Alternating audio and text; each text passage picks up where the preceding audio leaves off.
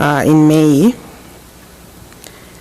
So in Swaziland, we felt that after the results from the HPTN 052 study about the use of ART in preventing transmission of infections, we felt like because we have a high prevalence and high incidence, we cannot afford anymore to sit and watch, because we took time to respond, and that's how we found ourselves in this situation. So we have been successful in decentralizing HIV services in the country, covering both urban and rural areas, especially because majority of the population lives in the rural areas, where we have trained the nurses to be able to initiate in those clinics. In the rural areas, they can initiate ART. And we found that they are doing a good job, because 65% of ART initiations were by nurses in those clinics. And the retention rates have been quite high when we look at our national data, and also the Swaziland HIV Incidence Measurement Survey did look at some retention figures.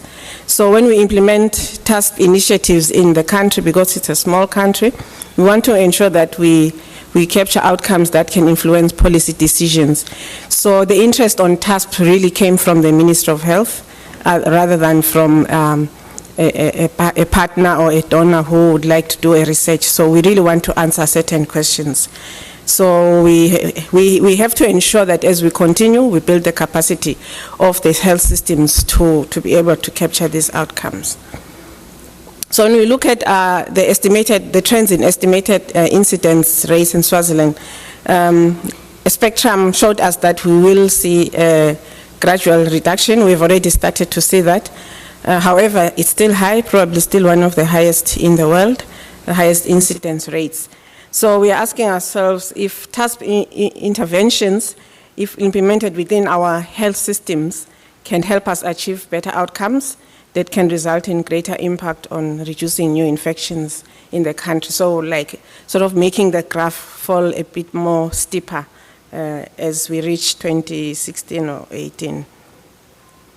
So these are the questions we're asking ourselves as a Ministry of Health, working with our partners. Will TASP initiatives be acceptable?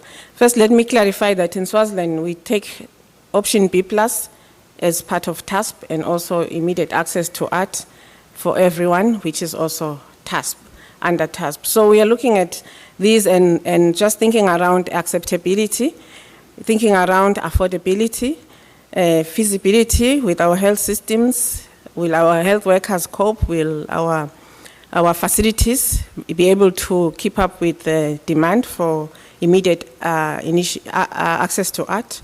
And then will it be sustainable?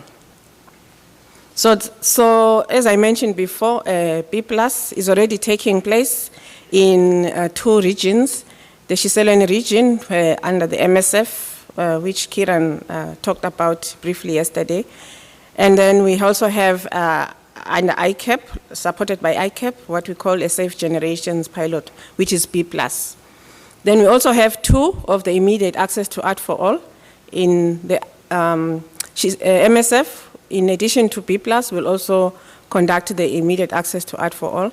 And then for today, I'll focus on the MaxArt pilot study that we'll be conducting in one of the regions called the Hoho region. So as I mentioned, we plan to start beginning of May with funding and support to be made possible, and in-kind donations from Mylan, MSF, British Columbia Center of Excellence for HIV/AIDS, Dutch Postcode Lottery, and the Dutch Ministry of Foreign Affairs. We also have the MaxArt Consortium that consists of all those partners we can see below. The objectives that we are looking at is really looking at feasibility of implementing immediate access to ART for all strategy within a government-managed health system. So looking at acceptability, looking at adherence, and also combining in all that the social science research, like finding out the reasons why people don't want to take up services, because we live in a very cultural background.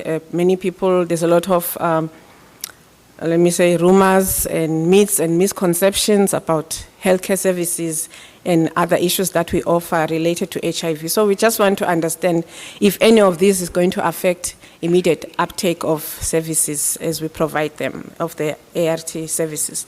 We also want to look at the outcomes and an estimated impact of the strategy by looking at uptake of HIV testing, uptake of treatment for those who have been offered, looking at treatment outcomes, including retention in care, viral suppression, drug resistance, and TB incidence. In terms of incidence, we'll model and the impact of this strategy, if taken on a national scale, on the number of new adult infections, but using the data that we will have validated through the study. And the last objective will be to look at affordability, assess the affordability and scalability of this strategy. So the outcomes, briefly going through them, is ART uptake, retention, viral suppression, adherence, resistance, HIV resistance, drug resistance, TB incidence, cost per patient per year, the HIV incidence, and also the social science piece that will accompany this study. So the study design has been changed. Maybe if some people were here last year, we were looking at two areas, two arms that we're going to conduct the study in. Now we decided to stick to one region and look at 15 clinics, which in the study design that will be step wedge, randomized. So we have 15 sites identified. Each site will start with a control phase and then transition, be taken to a 1-month transition, and then enter the intervention phase in one region for those who are 18 years and above. So this is the region that will be randomized.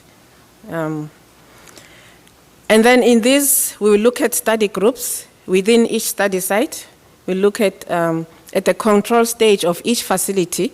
The control stage is where, at the stage where national treatment guidelines eligibility apply. So whether it is 350 eligibility or 500, if the government decides to change during the year, we will factor in those changes. But this will be divided into two groups, Group A and Group B, where Group A is those who are eligible according to the guidelines, the current guidelines, which are here, I'm using 350, and then Group B will be those who are non-eligible, who would ordinarily be in pre-ART. Then in the intervention stage, for each facility, we will look at two groups again, those who have CD4 less than 350, if we are still using that as the eligibility, and those who have more than 350. Here we are thinking that some of the outcomes will vary. For example, if someone has been on pre-ART for some time and is offered immediate ART at the next visit when the intervention stage begins, will probably be, we are assuming that they will adhere better. First of all, they'll probably be more easier to convince to start ART than the person who has been tested today and being convinced to start ART today. So it's just a hypothesis that we think. That's why we are dividing the intervention stage into these two groups. So in many other analyses that we'll do in those groups, as I mentioned before. So why we decided on this approach is that we think that it will have statistical efficiency because the facilities can act as their own control, and we can also compare all the facilities at their control stage and all the facilities at their intervention stage, and probably requiring a smaller sample size. The logistical efficiency, it's an advantage because we will be able to have a smaller study team that will work with each site at a stepwise approach. And it also removes ethical concerns because we can see that every site will end up providing immediate ART at some point during the study. The only difference is the time at which this will happen. And It also matches the way we've been doing ART rollout as a country. We don't start everywhere at the same time. We usually stagger the facilities and move in a stepwise approach. So we think that this will cover us in a practical way. Then it's also flexible in terms of guideline changes. So if our guidelines change, we'll be able to factor in when did the guidelines change for those facilities, and in our analysis, you can include that. And then we are also, a reminder here is that when we are doing this immediate access to art for all, we are not including the pregnant women and the children, because those ones have already been prioritized to immediately move to immediate initiation of art soon. So we will just focus, so they will not, at this point in time, be included in the study or even later. It also minimizes contamination, gives time for other studies that are going on in the facilities to finish up, because we do have a study called Link for Health. It's very, very intensive, and it's in the same facilities. So doing a stepwise will mean we'll be able to give time for other clinics to finish the other studies that they are involved in. So how we will capture our data?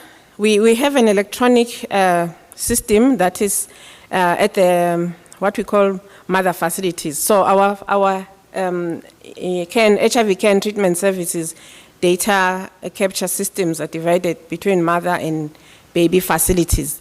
So the mothers are the hospitals where they are doctors, and then the babies are the clinics where they are not doctors. So it's a way of ensuring that every clinic, because there are only nurses there, have someone who looks after the clinical quality and also the drug issues, including the data. So the data flows from the clinic in a paper-based system into the mother facility where it is captured electronically. So we will, during the study, because we are doing it in the clinics, we will have to do data abstraction at that point, at the clinic level, taking it from there, a paper system that exists there. And then we will also, the same information will have to go to be sent to the mother facility to be entered in the electronic system. So that will give us an opportunity to compare the findings that we get, because it will also be reflected at the mother facility electronic system, and the research assistants will also capture it electronically at the mother baby facility level. So in order to make sure that we capture our outcomes very well and in a way that is relevant to what we need as a country, we made sure that the important policy questions are being answered by these studies, which I mentioned before.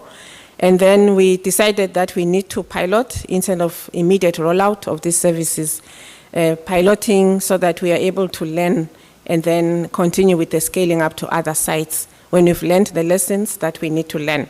And then we also advised that the partners assisting us with this study ensure that we have a protocol development with clear objectives and outcomes so that we are able to carefully analyze the data. Although we are implementing at a local level, at least we can be able to analyze this data. And then to incorporate new interventions as part of the normal service delivery. So we look at immediate access to art as incorporating it into the service delivery so that the health workers, the same health workers, are able to offer the service without expecting that or without thinking of it as a research, so that we will not pay them for participating, but they'll be trained on transition and art initiation. We will use the same infrastructure with maybe adjustments in patient flow so that we're able to capture our data in the best way possible. And then we'll use the same data collection tools, the same registers, and the same patient tools that we've been using to capture this information. And then the mentoring support will be provided as it is being provided right now by the same entities that are providing mentoring support, just to ensure that the quality is maintained or is improved. So in conclusion, our immediate access to art for all study is really aimed at influencing policy decisions on TASP and the implementation. That is why we emphasize for it to take place within the current health system with minimal resources being added. So it is important that we ensure that we get the best data under the current conditions we understand, so that we can understand areas for improvement.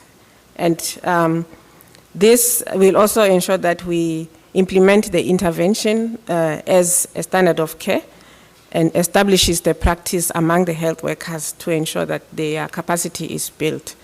So this is what we have to share for now. Thank you very much.